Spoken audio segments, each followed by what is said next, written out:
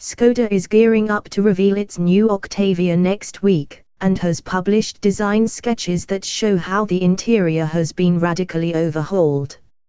Highlights of the redesign include a new multi-level instrument panel, a first for the Octavia, a reshaped, two-spoke steering wheel, and a freestanding central screen that has been positioned to reflect the recognizable silhouette of the brand's corporate grille design.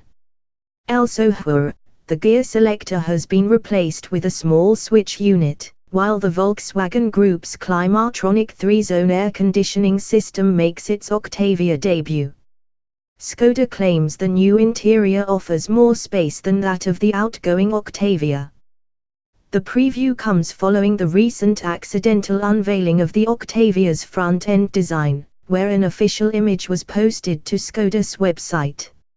Shared to a German Skoda forum, the press shot is said to have been taken from the brand's own configurator before being removed.